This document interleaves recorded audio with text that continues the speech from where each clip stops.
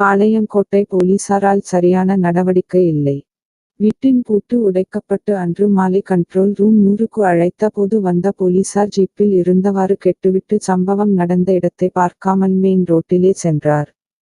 பாளையங்கோட்டையில் புகார் மனு கொடுக்கப்பட்டது.